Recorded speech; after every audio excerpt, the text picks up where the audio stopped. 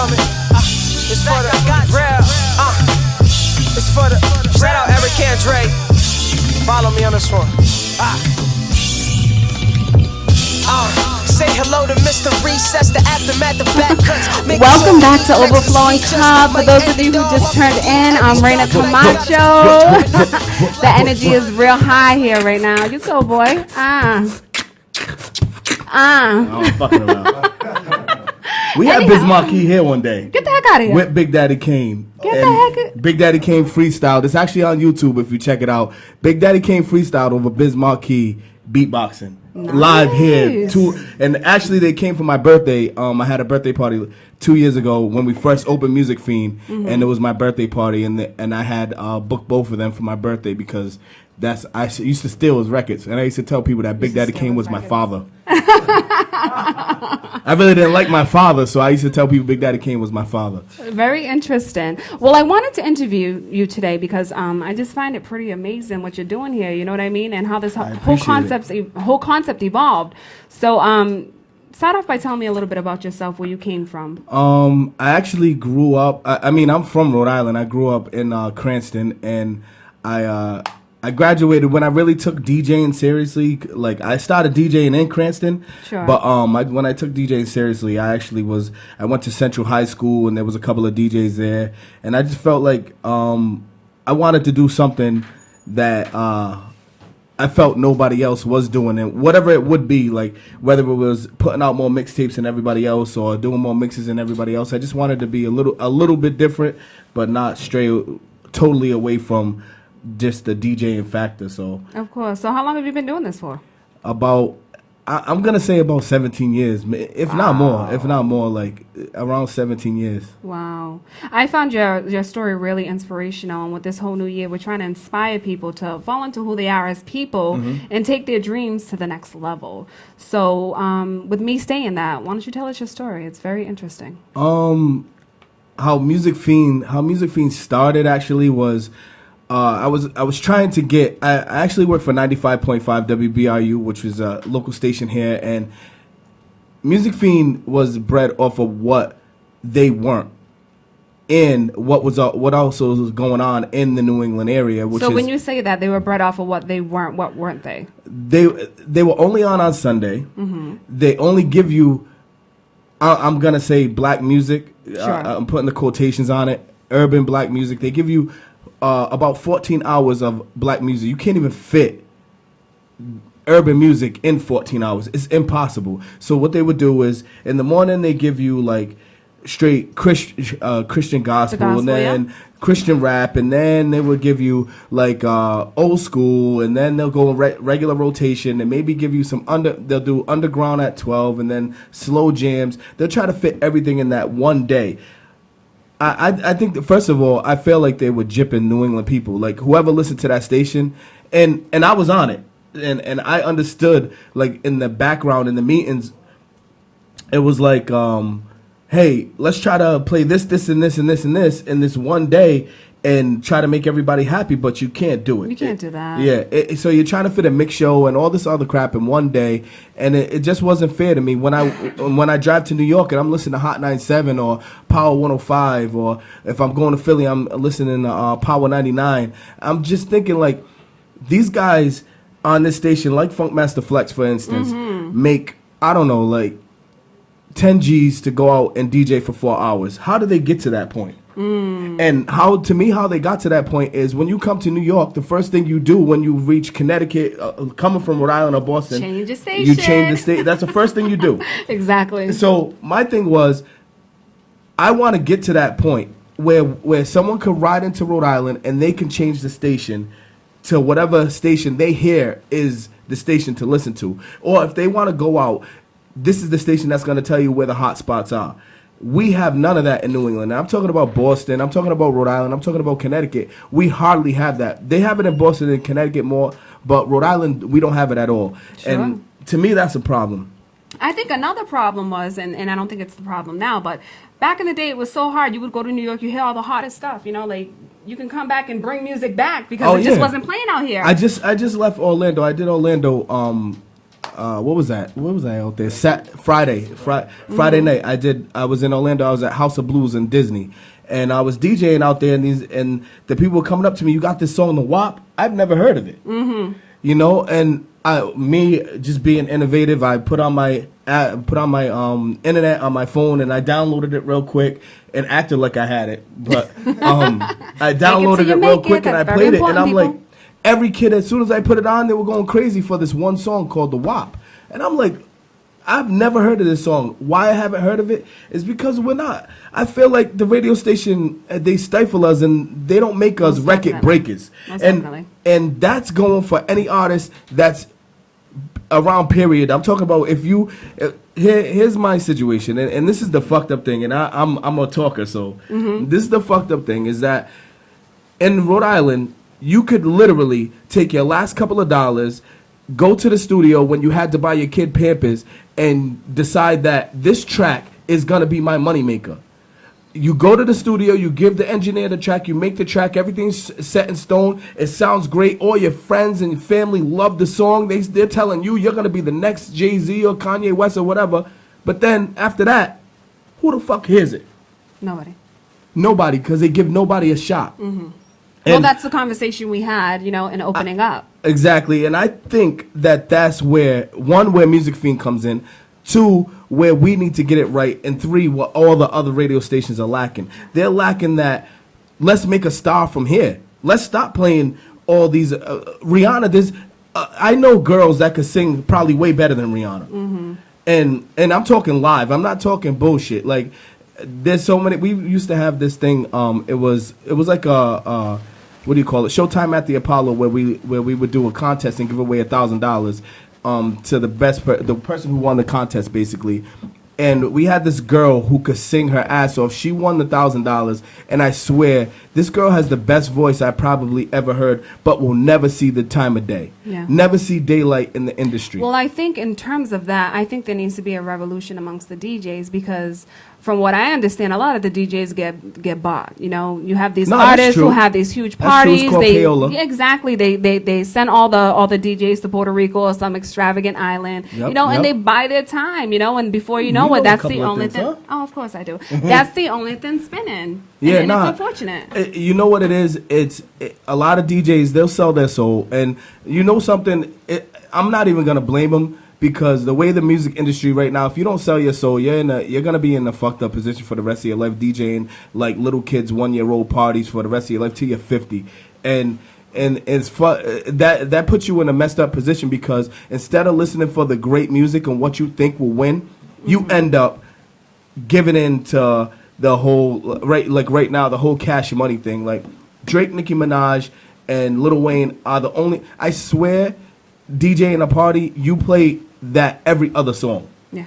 Because that's all there is. And now, well, it's unfortunate. You're forced to like it. You're brainwashed. You're forced to like it. And they're smart too, because they end up going into every genre. They'll do the down south straight grunge shit, then they'll do the rotation radio shit, and then they'll even get into the pop shit. Like Nicki Minaj, she's actually a smart individual, because whoever's behind her is smart. They made her do every genre of music where she doesn't lose. See, I thought that was unfortunate when she first came through. I've been brainwashed with the whole Nicki Minaj thing, but when she first came in, I was like, wait, this is phony, because she was just like a montage of artists. She had a Lil Wayne flow, she had a Lady Gaga look. She was just taking everything from everybody and becoming that, you know. And it's unfortunate, because when she first came, I didn't think she could rap at all. I was like, you know what, I can go up there and do a better job than her. But I heard it so much, and she's the only woman there, you know, and then there's that fake beef between her and Kim, so she boosted up her credibility, you know, and it's so unfortunate that you're kind of forced to like her almost. Nah, you are, and whether you're a guy or a little kid, I even see little kids singing Nicki Minaj, but it just goes back to my original point that we're not giving anybody else a shot, and I think that's what needs to happen, because we have Nicki Minaj's here in New England. We have Kanye West. We have Commons. We have people who do the conscious rap all the way to the thug shit, and we're not giving them a shot. Why doesn't local radio play at least an hour of local stuff and give people that choice to like it? Exactly. And you know what will happen? And I swear this is a true fact. And I sat in a meeting where his name was Ty Dash. and no relation to Damon, but he ran J Records for when J Records was hot. Alicia Keys was on it and everything else. Anyway, he ran the A&R department of J Records, and I sat in a meeting with him because one of my boys, he was trying to get a deal. His name was Damani. Anyway, Damani was trying to get a deal, and what he told me, what he said in this meeting just stuck in my brain forever. He was like, so how many DJs play you in your area? He was like, none. It's from Boston, by the way. He's like, so how many mixtapes are you on? He was like, maybe like 2 or 3. He was like, so how many spins are you getting on the radio? He was like, not really. I'm not really getting spun on the radio. So what the fuck makes you think I'm going to give you a fucking deal? He said it just like that. What the fuck makes you think I'm going to give you a deal? And the record was dope. And mind you, it had the clips on it at the time. It was a remix to one of his songs called Move. And it was ready to go. He said, go get the DJs in your area to spin your record. Go get your record spun. And this is how I want you to get your record spun. Whatever the hot record is at that time, I want you to get spun more than that artist. So let's say Jay-Z comes out with a single. Let's say it's Otis with Kanye West. You have to do something to get spun more than him to get recognized, because what happens is there's something called BDS. BDS tracks your record. And when BDS tracks your record, I feel like we're not on. Are we on? All right. When BDS tracks your record, it tells you how many times you're spun. So let's say Kanye West is spun 50 times a day in the New England area between all the radio stations. You have to be spun 60 times a day. And then when the label sees that, why is this local artist getting spun more than my artist? That's when you get pique noticed. an interest. Exactly. And I just think that we don't have a situation for that to even happen. Well, I think that's the role that you're playing now with MusicFiend.com. You're at the forefront of this movement, giving people, ordinary people, artists, the opportunity to shine. You know, and that's really important. It's like this. I feel like I'm not your judge and jury. I'm not the last person to say whether your shit's hot. I'll give you my opinion, and what I feel is it may be valuable to you, it may be worth nothing, but I'm gonna give you my honest opinion of what I think. And you might like it, and you might not, and you might go back to the drawing board, or you might just go seek somebody else's opinion. But the masses are actually the people who listen to these records, the people that are on the other end of that radio dial that hear the record and call in and want to hear it again. And I mean, I've got it from an artist called Antonio. I played a freestyle he did right here. He just was banging because he learned how to like play right whatever he was doing with his hands, and he made this song called Rather Just Leave. And Rather Just Leave, I played it, I recorded it, and without him knowing, do you have it here? I actually do. It's in the computer up there, and it was all live. And I swear everybody called up for that fucking song. I don't know how many times when I was at the radio station. And that was just a true testament of how we can actually make someone come up from these areas. It's just the matter of how hard that person works, how determined they are, and how much the radio station believes or the outlet believes in that person. You know what I mean? Yeah, definitely. Or that person has to believe in themselves, and that's what Music Fiend does. It gives you the opportunity to believe in yourself so much that you'll tell people on Facebook, MySpace, Twitter, whatever they're connected to come on and log on and listen to you either talk, listen to you rap, listen to you sing. If you do poetry, whatever you do, this is the place to give you the opportunity to do it. And I don't care if you're just a personality and you just want to interview people like yourself or whatever you do. We want you to do that here. And we want to give you the opportunity to do that here. We're giving you everything, all the tools, all the tools, the open window, everything that I think that you need. And I'm not done.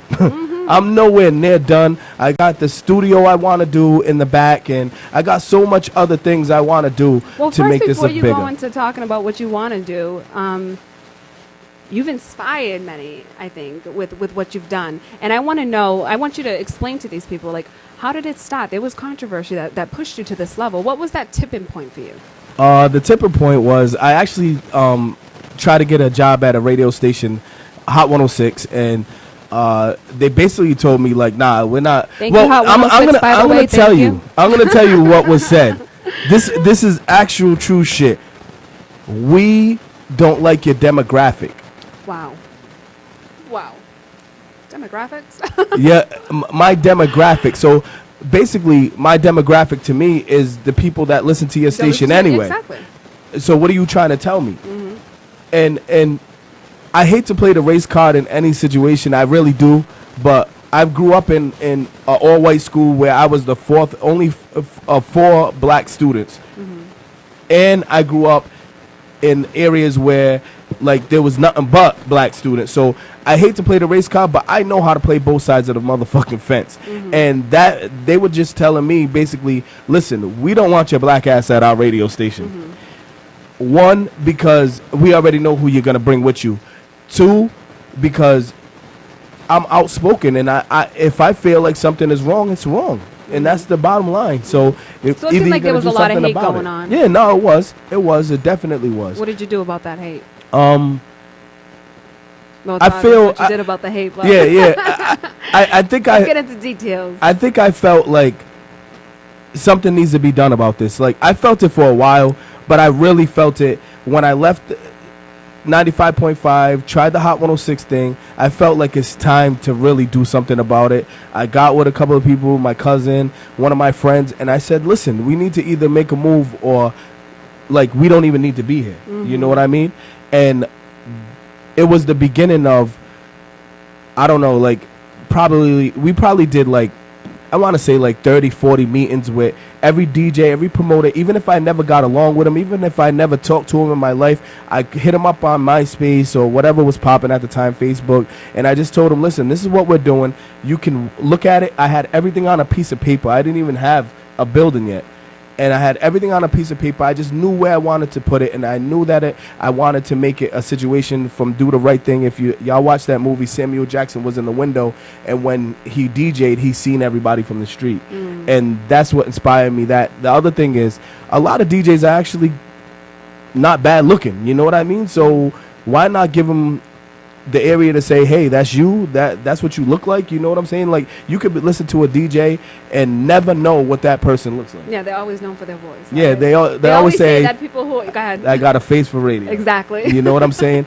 Well, I don't. and I just wanted to make sure that people see my face, because when I'm walking down the street, I want to get recognized for whatever I did, whether it was giving somebody a ticket or just playing a record that someone loved. You know what I'm saying? And Indeed. music is the key, and we named it Music Fiend because I feel like everybody fiends for music. You wake up to it, you sleep to it, you cry to it, you fuck to it, you everything. So my thing is, you actually fiend for music, and I just wanted to play on those words, and we came up with Music Fiend. We had a couple of other names, but Music Fiend is the one we settled on, and that's what it is, and that's what you're looking at, and that's where we are. You know, I just want to thank you for this interview. I think it's very inspirational. I think it'll inspire our audience to, believe in themselves and, take their skills forward, so. Even when you get the door slammed in your face. You have to just knuckle up, get it going and keep it moving. Yeah, and it's when that happens, when energy starts shifting, and things start coming to life. It comes into reality. When you take that challenge, when you step up to the plate. Not everybody's gonna believe in you. Not everybody. Not everybody. Yeah. Not everybody's gonna believe in you. You're gonna get more no's and yeses. Yes. And you're gonna get turned away more than they let you come in the door. And my thing is, either you kick the motherfucking door down, or you're just gonna be sitting at that door waiting to come in. And if you believe me when I say this, that when you won't kick down the door, there's going to be someone that comes up right behind you that will kick down the door. And one of the things that Jay-Z said that stick in my brain forever, someone asked him a question about whether or not if he sees another MC that's nicer than him, what would he do? And then he said, I'll fucking sign him. We just talked about that. We just talked about that entire interview, and that's exactly where we're at. Synchronicity once again appearing. Yeah, I'll sign him. So my thing is, like, why not give everybody that shot? And if they fuck up that shot, it's on them. You know what I tried to do whatever I could do to make, and that's before I leave this earth. I just want people to say I tried to make. Even if Music Fiend never gets to the level that I wanted to. You saw, you conquered, and this is almost reality. Almost. I'm like, I want to say Give we're yourself like credit. I want to say we're like 60% of where I want to be. I got another 40, and that 40 is gonna turn some motherfucking heads, and it's gonna take them right off. I swear, because if my job isn't, if radio doesn't realize what I do and change their situation, I want them totally wiped the hell out. Exactly. And that's where I'm going. Well, with that being said, we're going to cut to break, but I want to thank you for the interview. DJ Rukus at the forefront of musicfiend.com, working hard to start this revolution. Thank you. Yeah. Bring this track up and tell them what really happened. I put my life on the line to bring the real back. Same reason the beautiful are in hell back. I'm just a refugee with a miseducation, breaking down bills, making sure the world changing.